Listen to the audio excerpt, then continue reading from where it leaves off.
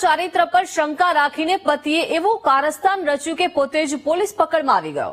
Nagpur police મથકના head constable bank મેનેજરને ફસાવવા માટે તેના મોપેડની ડિક્કીમાં SLR રાઇફલના 2 કાર્ટ્રીજ પ્લાન્ટ કરાવી દીધા અને પોતે જ સુરતની ઉમરા પોલીસને ફોન કરીને ખોટી માહિતી આપી। પોલીસે કોમ્પ્લેક્સના પાર્કિંગમાં આવીને તપાસ કરી। ડિક્કી ખોલીને જોતા કારતૂસ જે છે તે મળી આવ્યા છે, પરંતુ પોલીસે વધુ તપાસ કરતા હેડ કોન્સ્ટેબલ અશ્વિન ચાંદેની કરતૂતનો ખુલાસો થયો।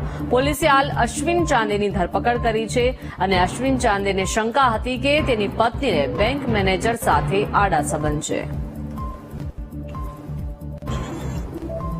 તો પત્નીના ચારિત્ર પર શંકા રાખીને પતિએ આ કારસ્તાન જે છે તે રચ્યું અને પોલીસ પકડમાં પણ આવી ગયો।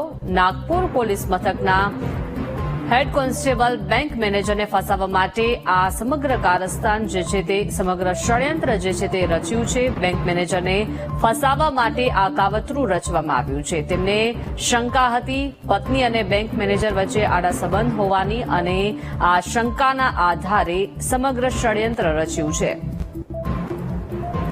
તો આખરે પોલીસ પકડમાં આ શખ્સ આવી ગયો છે।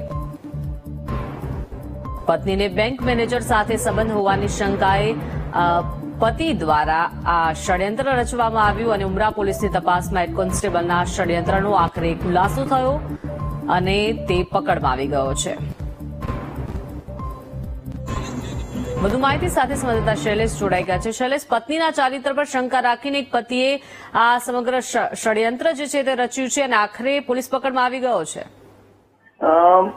સુરતમાં એક કલ્પનામાં ન આવે તેવો ઘટનાક્રમ સામે આવ્યો છે, જેમાં એક પતિ જે પોલીસ કોન્સ્ટેબલ છે મહારાષ્ટ્રમાં, તેને પોતાની પત્ની ઉપર ના ચારિત્ર ઉપર શંકા હતી અને અન્ય કોઈ વ્યક્તિ સાથે તેને સંબંધ હોવાની શંકા રાખી અને તેને જે તે વ્યક્તિને ફસાવવા માટે પોતાના એક મિત્રની મદદ લઈ અને તેની પાસે 2 જીવતા કારતૂસ હતા તે તેની બાઇકમાં મુકાવી દીધા હતા અને સમગ્ર ઘટનાને લઈને પોલીસને જાણ કરી હતી। જોકે પોલીસ તપાસમાં સમગ્ર જે ઘટનાક્રમ છે, જે ષડયંત્ર હતું, એનો ભાંડો ફૂટી ગયો હતો અને પોલીસે છેવટે પોલીસ કોન્સ્ટેબલની પણ અટકાયત કરીને વધુ પૂછપરછ હાથ કરી છે।